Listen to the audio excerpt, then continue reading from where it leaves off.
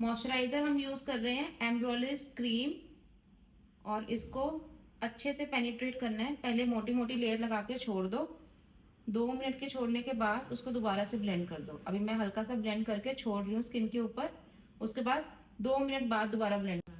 ठीक है, 2 मिनट हो गए हैं, स्किन के ऊपर हमने मॉइस्चराइजर छोड़ा था। अब एक बार दोबारा से फिंगर से इसको मर्ज कर लेते हैं। कोई भी लेयर स्किन के ऊपर दिखनी नहीं चाहिए पड़ी हुई, चाहे वो मॉइस्चराइजर है चाहे फाउंडेशन है, उसको अच्छे से ब्लेंड करना है।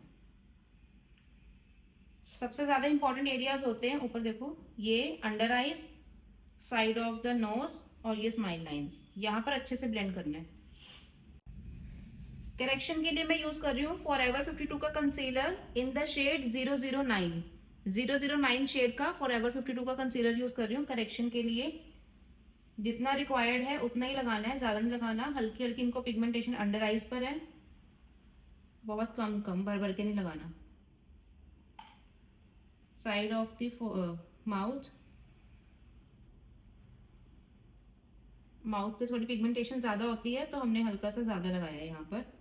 और हमेशा आपको पिगमेंटेशन ये साइड ऑफ द फोरहेड मिलेगी मिलेगी, तो लगाना ही है यहाँ पर। करेक्शन जो मैंने करी है वो बहुत ही कम प्रोडक्ट से करी है, इसीलिए मैं इसको ब्यूटी ब्लेंडर से ब्लेंड नहीं कर रही हूँ। बहुत कम कम प्रोडक्ट लगाया है और उसके वॉन्ड से ही मैंने उसको ब्लेंड कर दिया। अब फाउंडेशन के लिए हम यूज कर रहे हैं NARS in the shade Punjab. Punjab shade use कर रही हूँ। और कहाँ कहाँ लगाना है फाउंडेशन, ये देखो, आईज के थोड़ा थोड़ा नीचे दूर, आईज के पास नहीं लगाना, इतना दूर लगाना है। एक बार एप्लीकेशन पूरी देख लो मैंने कहाँ कहाँ लगाया है।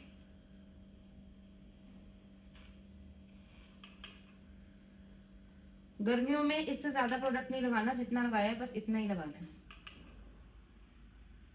जहां करेक्शन किया वहां डैप डैप करके रखना है प्रोडक्ट, ऐसे ऐसे ऐसे ऐसे। ठीक है, अब एक डैम्प ब्यूटी ब्लेंडर लिया है, ड्राई ब्यूटी ब्लेंडर नहीं होना चाहिए, लेकिन इसमें से पानी भी बिल्कुल निचोड़ना है। इस ब्यूटी ब्लेंडर से मैं ब्लेंड कर रही हूँ फाउंडेशन। जहां जहां लगाई है पहले वहां वहां ब्लेंड करना है, उसके बाद इसी प्रोडक्ट को ऊपर देखो आईज के नीचे नीचे मैं प्लेस कर रही हूँ। आईज के नीचे ज्यादा प्रोडक्ट नहीं लगाना, क्योंकि हमने आईज के नीचे हाईलाइटिंग वाला स्टेप करना होता है।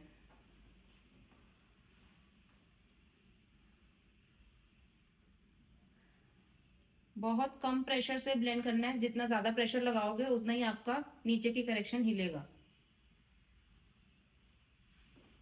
यही जो ब्लेंडर में प्रोडक्ट होता है इसी को आपने ईयर्स पे लगा देना है।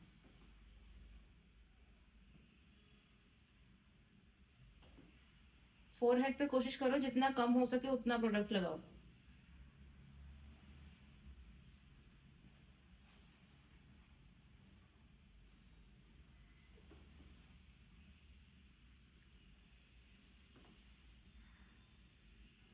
अच्छे से ये जो एरियाज होते हैं यहाँ पर स्ट्रेच करके ब्लेंड कर। ठीक है, हाईलाइटिंग के लिए मैं टार्ट यूज कर रही हूँ। इसका जो शेड नेम है वो है 22N लाइट न्यूट्रल। क्योंकि मैंने बेस का जो बेस में फाउंडेशन लगाया उसका जो टोन है वो स्किन टोन रखा है, इसीलिए मैं थोड़ा सा फेयर कंसीलर यूज कर सकती हूँ। लेकिन अगर आपने फाउंडेशन ही फेयर लगा दी है फिर आप ज्यादा फेयर कंसीलर नहीं यूज करोगे। बस इतने इतने एरिया पे लगाना होता है, यहाँ यहाँ और यहाँ।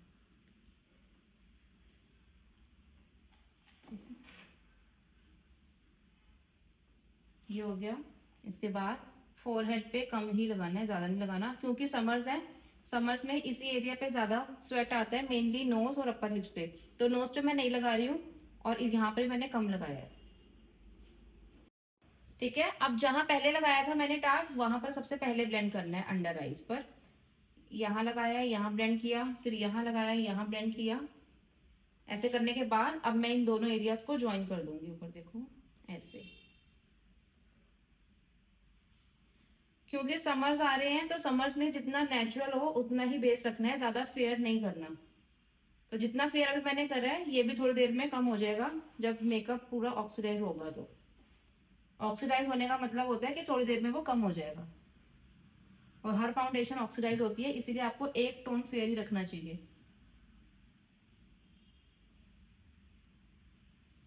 अच्छे से ब्लेंड करना है।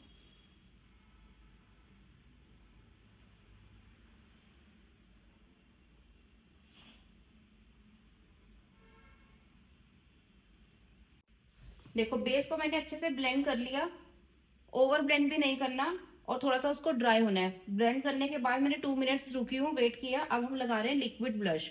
लिक्विड ब्लश लगाने से क्या होता है कि आपका जो ब्लश है वो 12 घंटे तक एज इट इज रहता है। तो यहाँ पर मैं यूज कर रही हूँ करेक्टर कॉस्मेटिक्स का ब्लश इन द शेड 002। इसका नाम है पफ। ठीक है, ऐसे ब्रश लेना है, ब्रश को पीछे से पकड़ना है, हल्का सा प्रोडक्ट लिया। अभी आपको व्हाइट भी लग रहा होगा और अभी रेड भी लगेगा, और थोड़ी देर बाद ये ठीक हो जाएगा। ठीक है, ऐसे ऐसे करके मैंने ब्लश रख दिया, क्योंकि आजकल ब्लश जो है वो ट्रेंड में है, कॉन्टोर बिल्कुल भी ट्रेंड में नहीं है, इसलिए हम ब्लश ज्यादा करते हैं आजकल। और अगर किसी की पॉइंटेड नोज नहीं है, उनको अपनी नोज थोड़ी सी पॉइंटेड दिखानी है, तो नोज के ऊपर भी ब्लश लगाते हैं। और चिन भी अगर उभरी हुई दिखानी है तो जो ब्लेंडर का बैक साइड होता है ना, यहाँ से हल्की हल्की हाथ से मैंने इसको ब्लेंड करना है, सर्कल सर्कल हाथ चलाने हैं ऐसे ऐसे। एक ही डायरेक्शन में लगाओगे तो ब्लेंडेड नहीं लगेगा ब्लश। अच्छे से ब्लेंड किया।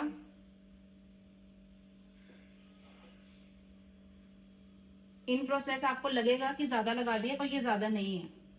अभी जब पाउडरिंग वगैरह होगी ना तो ये सारा कुछ सेटल हो जाएगा।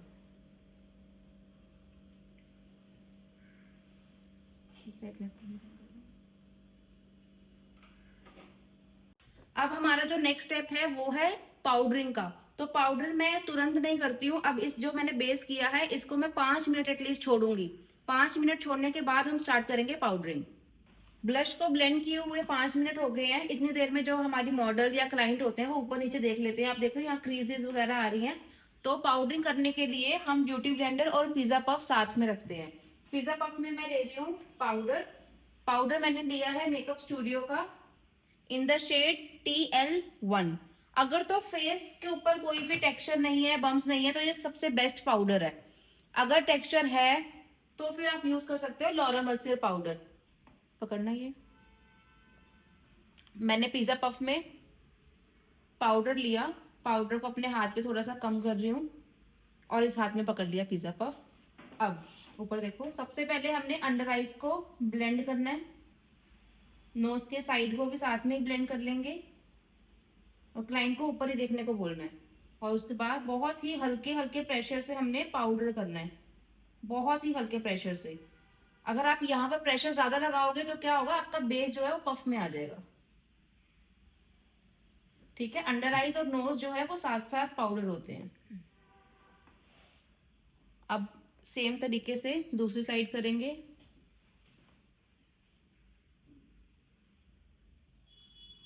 Side of the nose blend किया और मैंने इसको लॉक कर दिया। साइड ऑफ द नोज को भी ले लेंगे साथ में। जब आप पाउडर करते हो ना तो फेस बहुत पाउडरी पाउडरी लगता है, तो उससे कोई फर्क नहीं पड़ता, आपको पाउडर करना ही है। जो हमने ग्लो देना है वो लास्ट में आएगा ग्लो, वो आप देखना कैसे आएगा। बिल्कुल ग्लोई बेस होगा, बिल्कुल भी मैट नहीं होगा।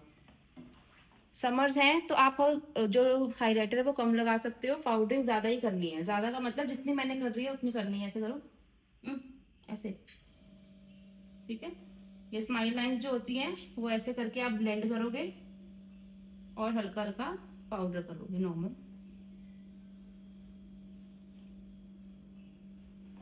बहुत छोटे छोटे स्टेप्स करने हैं, छोटे छोटे एरियाज को मैंने लिया, पाउडर करती जा रही हूँ, ब्लेंड करती जा रही हूँ।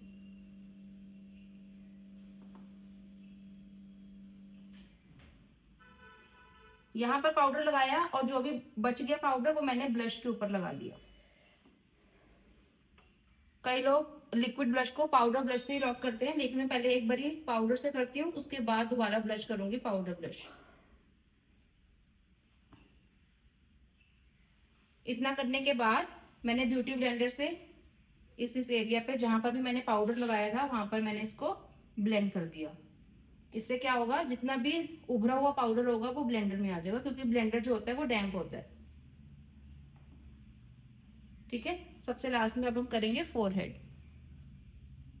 फोरहेड के लिए मैंने पाउडर लिया, ब्लेंड करना है। यहाँ पर जब आप ब्लेंड करते हो तो प्रेशर बहुत बहुत कम होना चाहिए, क्योंकि ये हड्डी होती है, हड्डी पे प्रेशर लगेगा तो बेस हट जाएगा।